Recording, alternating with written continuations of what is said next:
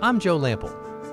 When I created Growing a Greener World, I had one goal: to tell stories of everyday people, innovators, entrepreneurs, forward-thinking leaders who are all, in ways both big and small, dedicated to organic gardening and farming, lightening our footprint, conserving vital resources, protecting natural habitats, making a tangible difference for us all.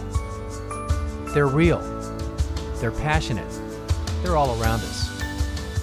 They're the game changers who are literally growing a greener world and inspiring the rest of us to do the same. Growing a Greener World, it's more than a movement, it's our mission.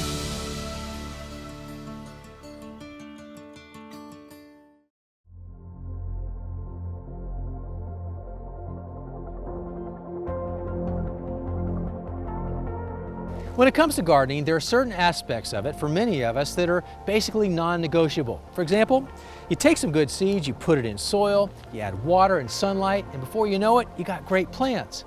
But even some of those basic elements today are being examined and minimized, and in some cases, even eliminated, as gardeners on the cutting edge are looking for new ways to grow more and grow better. And as these exciting and innovative techniques are being perfected more and more every day, it may be for gardeners in the not too distant future that playing in the dirt doesn't even require dirt. Regular viewers may know Bree Arthur as our foodscaping and design correspondent with the infectious laugh and the bubbly personality. But the truth is, she's pretty much a rocket scientist when it comes to gardening. After studying landscape design and horticulture at Purdue University, she immersed herself in the science of propagating plants, having single-handedly added 1 million plants to gardens across the country. She's also a recognized leader of the National Suburban Foodscape Movement, helping gardeners incorporate edibles into their landscapes to make backyards and front foundations more beautiful and more productive when it comes to the food we eat. And she's always experimenting on ways to make growing that food easier and more accessible for any home gardener. So Bree, it was a year ago that we were here to join you on your journey of growing all these edibles in sort of unconventional ways, at least as far as the home garden goes, right? I know, I can't believe it's been a year. So tell me about what you had in mind at the time, the things that you tried and why you picked them and what you were hoping to get from those. Okay, so hydroponics is probably what everybody is most familiar with. And this is a very simple process of using either an air or water pump, and then either a series of buckets or a large contraption that will hold water, and then you grow the plants in that by adding specific nutrient solutions to help make it so the plant will grow vegetatively, ultimately flower, and then set an abundant fruit. Okay. So there's a lot of different systems. There's actually 6 different forms of hydroponics, and aeroponics is a facet within those 6 distinctions. Okay. The main difference between hydroponics and aeroponics is that in hydroponics, the roots are always in contact with water, so they grow exponentially.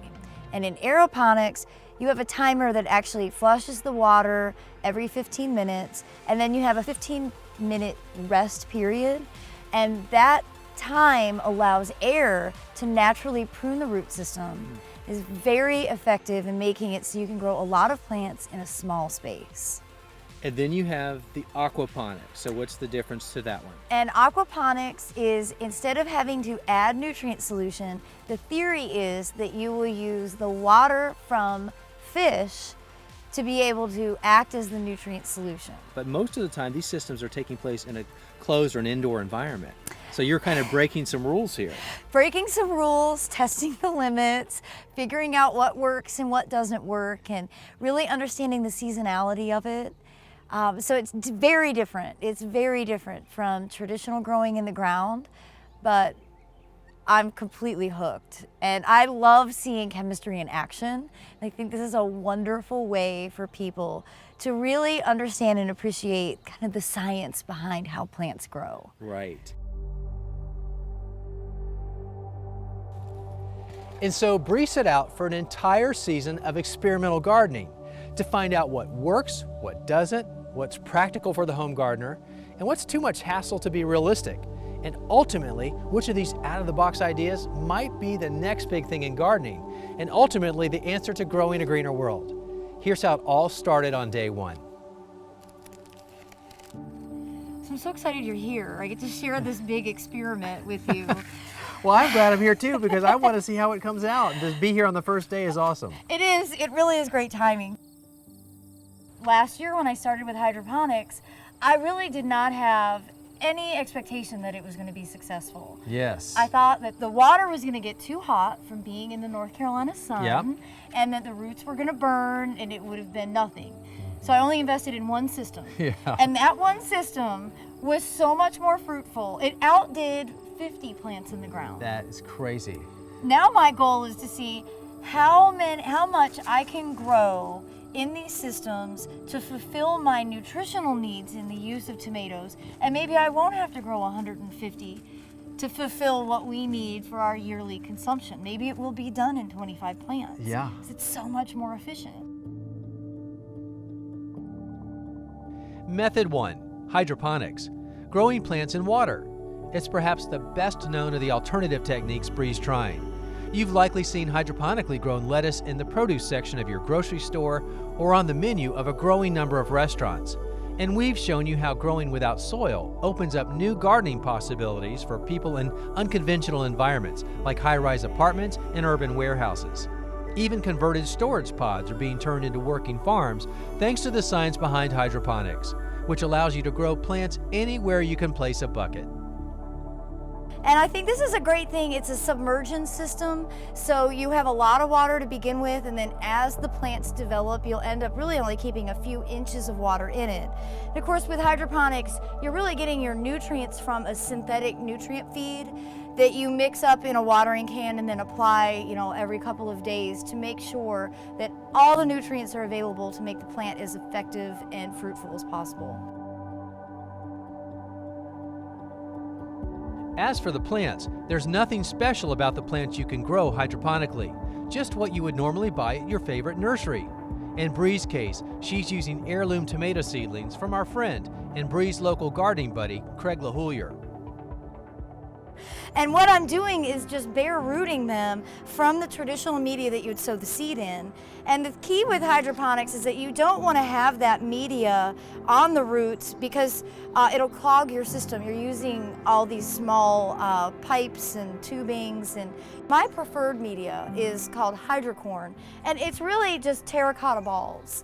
It basically stabilizes the plant so that it doesn't flop over, but the roots grow right through it. It's an extraordinary product, and you can reuse it season after season. What hydroponic plants don't get is the benefit of nutrients that are normally supplied by the soil they're planted in. That has to be added in the form of a synthetic mix, or there's another option. It's aquaponics. It's just using the biology that fish create to be able to use fish as my nutrient supplier. So instead of fertilizing the plants, I just feed the fish. And then the fish's biology feeds my tomatoes long term. And I'm using Gambesi, or also known as mosquito fish. They're small. We're not trying to harvest the fish to eat ourselves. They are just going to be garden companions that also keep a terrible pest at bay. All we're doing is taking that basket that would be ordinarily in a hydroponic system, and we're going to sink it into a fish pond that also has an air pump. So we are going to use the chemistry and biology of a natural system, and the only input I have to do is feed the fish. Nice. It's just going to be a pleasure because I'm in love with the fish. Right. All right, so we're going to find out how that works. This is your special innovation just to modify that system to that system. That's really cool. It's exciting to be able to take a technology that's been traditionally used in greenhouses and indoors and start applying it to the actual landscape, to the outside space. Finally, Bree wanted to include aeroponics in her experiment. And as the name suggests, it's a way of growing in an air environment, or more specifically, a combination of air and water. Now, if that sounds space-aged, it is, because NASA's been using this technology to find out what sort of plants can grow in space or even on other planets. Now, for us Earthlings, probably the most popular system today for an aeroponics environment is this. It's the Tower Garden, and you can buy a system like this complete with all the bells and whistles online. All the pieces that make up a tower garden are seen here. The assembly is simple and the instructions are easy to follow. You start by connecting the pump that recirculates the solution throughout the tower. Next, you slide down sections of the tower through 2 sturdy support rods. Each tower section nests into the one beneath it. The shower cap tops it off to contain the solution within. Okay, so the tower garden comes with some options. In fact, you can kind of buy it fully loaded, and that's what I did. I got some extensions to the tower so I can get more plants here. And then I love this feature right here. It's a rolling stand, so I can put my garden onto the stand. And then I can fill it and move it around depending on where I like it in the room. But it's just a nice option to have, and so I'm excited about that one. Next, insert net pots that will contain the growing medium and plants into the planting ports. Then it's time to fill the nutrient reservoir. It holds about 20 gallons. All the more reason it's nice to have an easy way to move it once it's full. A mineral blend solution is then added to the water to give it the perfect nutrient balance. Next, it's time to adjust the pH. Having the proper pH is especially important in an aeroponic system like this. The kit provides everything you need to easily adjust your water's pH to the target range, and a handy color guide lets you know when you're there. Finally, it was time to add the optional light kit. The lights are easy to install and allows you to grow plants to full maturity anywhere, even in rooms without windows. And that's it, really. Now all I have to do is add the seed pods in here and then periodically check the water level and the pH. But the result is supposed to be faster growth, higher yields, and 0 weeds. Plus, this system only uses 2% of the water that you would normally use to grow similar plants outside. Plus, the footprint on this system, only 3 square feet, so it's perfect for the space-strapped gardener or anybody that doesn't want to get their hands in the dirt. But how does the tower system stack up to the other experiments? Well, we got the beginning of our answers when we went back to Breeze to check on all 3 tests about 6 weeks after planting.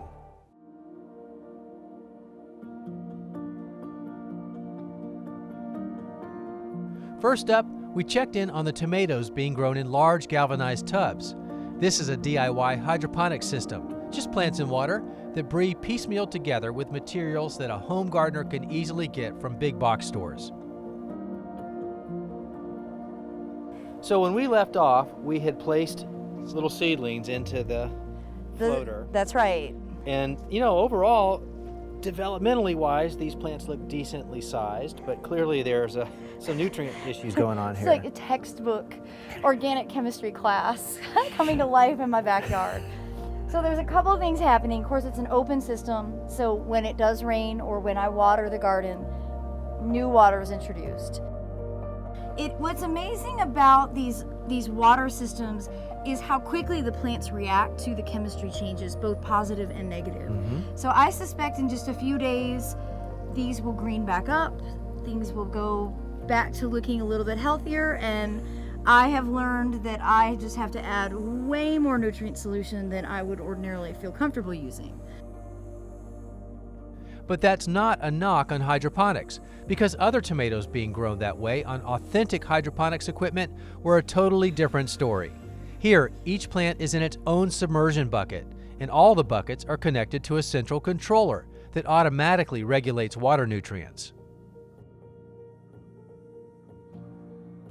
Now these tomatoes look the best of all, and that's your submersion system back there, right? That's right. This is the system that I will expand next year because the pump that we have will actually facilitate 36 buckets. I only have 8 hooked up here. Wow. So I can really grow a huge number of tomatoes with very little effort. See how healthy they are? Yeah, so we have no soil that has the inborn diseases to contend with. It's a straight hydroponic system, lots of room to expand, and I would take it there's very little maintenance involved in that. Very little maintenance. I mean, other than adding nutrient solution, again, maybe once a week or every 10 days, I don't do anything other than come out and stare at them. There are times when they were growing, 14 or 15 inches a week. Now they're kind of getting at a stage where they're getting to flower, and we'll begin to really see a lot of fruit set. Well, it looks fantastic. This is very encouraging. Yeah, this is my success story. Next up, the aquaponics pond. Bree put heirloom tomato plants in hydroponic containers, placed the containers in what was essentially a small water feature in her front yard, and stocked the pond with fish. So when we left off, I was helping you, or you were loading, I was handing you the containers, and you were setting them into here with those tiny little dwarf tomato plants from Craig's place. And now you've got bona fide tomatoes growing here. They're growing, and it's something I'm really excited about because I want to see more people use their foundation landscapes for useful things that are also pretty. And I don't feel like I've broken the code on this. Like, this is still lacking in vigor a little bit. I don't think that it's ugly. It's certainly not offensive looking, but it's important that we try. So many of these systems, again, haven't been applied to the landscape. And that's my goal, to empower people through these common everyday landscapes that we are kind of greenwashed by. Yeah. And so you think people might have a koi pond in their front yard. How do we figure out how they can also grow a BLT from it? But a second aquaponics tank, again using large metal feed tubs and less specialized equipment, wasn't faring as well. This is the perfect example of what not to do. And my best advice is to buy all of the elements for an alternative growing system at a hydroponic shop. You can't piecemeal it from Tractor Supply and Home Depot and Lowe's, because the equipment isn't UV protected. You get a lot of algae buildup. It makes the water not flow correctly. Probably the most important thing I learned is that you absolutely cannot use these feed tanks to grow fish. They release way too much zinc, and then the fish die of zinc poisoning. You don't actually need that much water volume either. It's hard to keep the chemistry balanced and keep the nutrient solution in the ratio that's necessary. So we have turned this back into a fountain, moved all the fish into a sunken plastic liner. Yeah. And now we just have 4 tomato plants in an aquaculture. Now this is looking really good. So this is your closed system, the tower garden. Yes, the tower garden, I'm completely smitten with this. If you want to grow food in a small square footage, this is the system that you should invest in. Okay, tell me why. It's so effective. We've literally just planted it. We've only had to add water 1 time since the end of April. Yep. And I add nutrient solution about every 10 days. And it's just done everything that it promises and more. We've already harvested cucumbers. There's a whole bunch of jalapenos coming. The tomatoes are just doing great. The chemistry has been perfectly balanced, and it's partly because it's a closed system, so it's not impacted by rain. So I'm completely in love with this. I can't wait to play with more. I just think every patio should have this on it. But as every gardener knows, things can change dramatically over the course of a growing season. And what was going gangbusters 6 weeks after planting may not go on to be a true success. By the time the experimental season was over and everything was harvested, Bree had her answers on what alternative methods work best in the home garden. And as always, she learned the most from her biggest mistakes. I think I had 2 big failures. First was using the feed tanks that are really inexpensive and you can access them at a lot of the box stores, but they release way too much zinc. They basically poison the plants, and I haven't been able to use those for growing tomatoes at all. My second failure was siting the system out by my fire pit in full blazing Carolina sun. And I think the main problem there was that the water temperature got too high, and that really impacted the plant's ability to absorb nutrients. So I now know in the future that I need to use the north side of my house and some of the shady areas that I have from my house and from my garage and maybe from trees to actually grow these tomatoes in hydroponic and aquaponic systems with more shade than sun.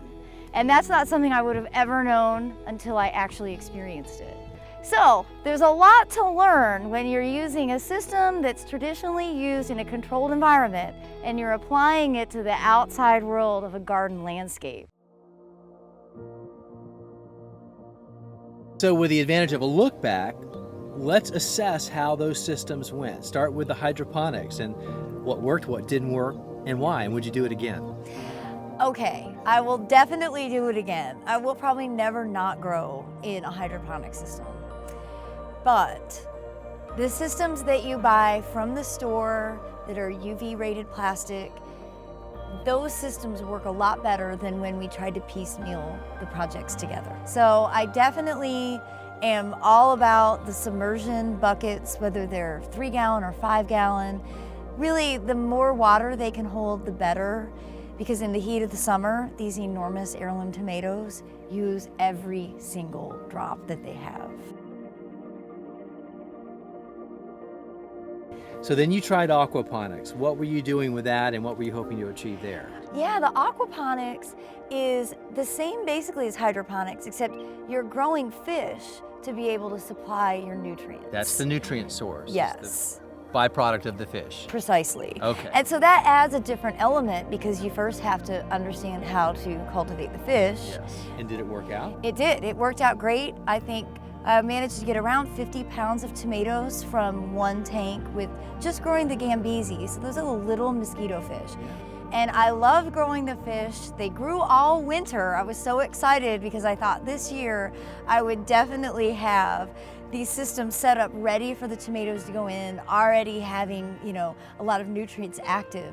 And then a bullfrog moved in and he ate all the fish. Oh, and so now I'm trying frogoponics and I'll see how it goes.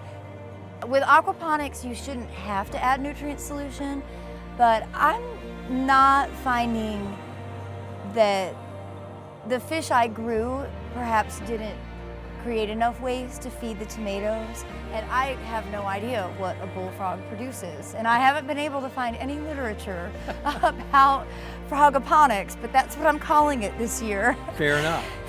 And I take that as a compliment because when you have frogs, that means you have a healthy, balanced ecosystem. So I'm just gonna go with it and see, maybe this is the solution for growing plants with animals in the suburbs. Now you did the aeroponics too, and I know you're loving that one. I can't say enough good things about the Tower Garden. Honestly, I have never invested money in horticulture in a more gratifying way. The results of growing in that tower are unmatched by anything else. I keep it in the same place. It's now been in operation for exactly 1 year, and we've been able to harvest from it nearly every single day. No kidding.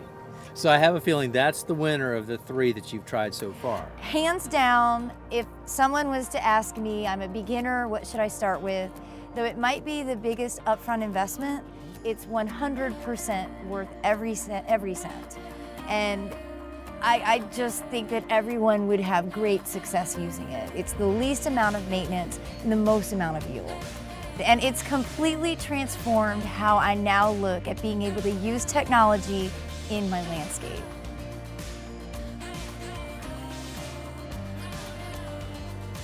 You know, one of the things I love most about gardening is even though humans have been doing it for thousands of years, we still don't totally have it all figured out yet. There's always more to learn, ways to improve, new techniques to try. And if you'd like to learn more about the techniques Bree is working on in her experiments, we'll have that information under the show notes for this episode on our website. That address, it's the same as our show name. It's growingagreenerworld.com. But even if you're not ready to dig into aquaponics or hydroponics or aeroponics, I hope you will at least be willing to try something new and experiment, because who knows, maybe you'll discover something that we'll all be using someday. Thanks for joining us, everybody. I'm Joe Lample, and we'll see you back here next time for more Growing a Greener World.